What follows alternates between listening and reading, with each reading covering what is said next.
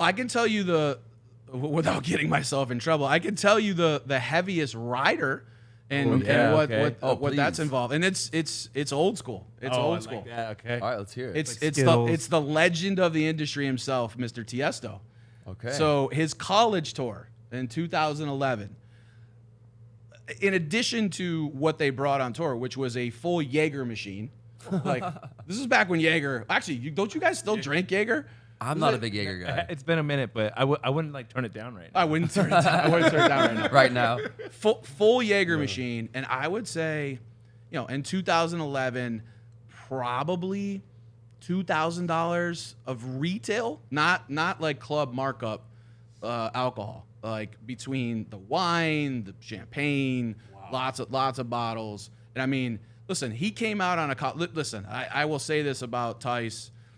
He is an absolute pioneer, one of the best people in this business. And I think before anybody else really saw what was happening in the dance music space, Tice saw it clearly before anybody else and said, listen, college kids are getting into dance music right now.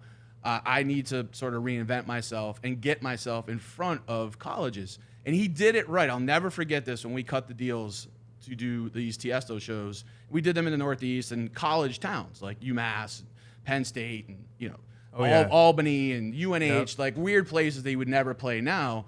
And I'll never forget this. And this Paul Morris, credit to Paul Morris. The production buyout was more than Tice's fee. Right. And Paul was like, we want to show these kids a fucking Tiesto show. Like, that's what it's about. We want to show these kids a Tiesto show.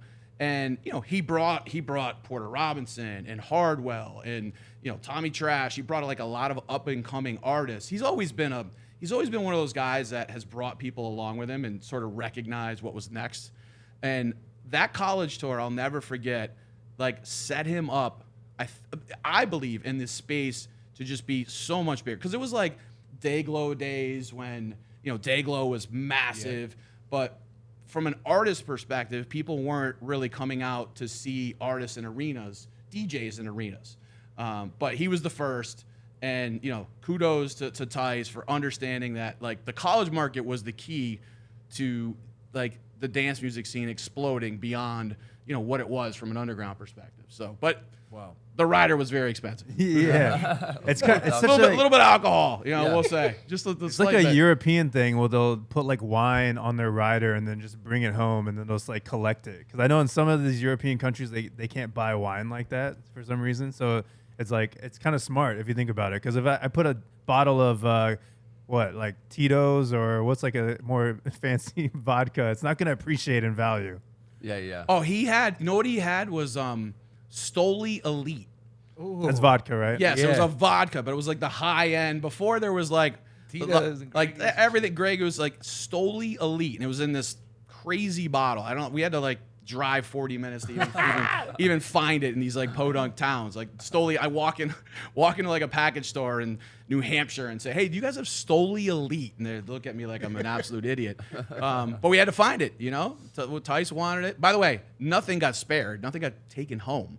Okay, I can tell you that it was. So there's a different strategy. I'm good friends with Christian of Galantis, and he had his tour team make a special hard Pelican case where you could put like 3 or 4 bottles of wine or champagne. And he will drink like a glass of wine when he performs, but I think the idea is to like give it to his children. Yeah. He wants to like create a wine collection. Really good idea. Yeah, it's really cool. Smart. Kenny may try. He was like, "That's a good idea." Yeah. Just start doing that. Wait, he built a Pelican case for it? Yeah, his team did. So you can travel? Yeah. So shout out Christian because I thought that was level. like the smartest idea. Because like I said, vodka or like whatever tequila doesn't appreciate. Like it's not gonna be worth double in 40 years. Yeah, exactly. A good wine or champagne, I mean, yeah. Does wine or champagne? Maybe I'm dumb for asking this, but does wine or champagne like ever go bad? I mean, there's definitely some from like the 80s or 70s, right? Isn't there? Like, am I tripping? Well, wine is supposed to get better with age, but I don't know about champagne. But is it like champagne doesn't feel like it ages well? Yeah, right. And is it white wine that gets better or red wine? I think red. Usually red, but maybe white too. Not a connoisseur here. No, I don't. None of us are. I don't know why we're talking about wine and all this. Ask Kevy, ask Galantis. This is Cali Kevy's guy. like cue to bring up something that was interesting that none of us know anything about. Like, Can I ask this question? Wine, red wine, like none of us even drink wine, Kevy. Thanks, though. Yeah, appreciate it. It's a weird like club drink, you know. Oh, I got my glass of Pinot here, and I could like never Yeah, on drink stage. it. DJ, on stage. Just falling asleep. If you like that clip and want to see another one, click here. If you want to see the full podcast, click here.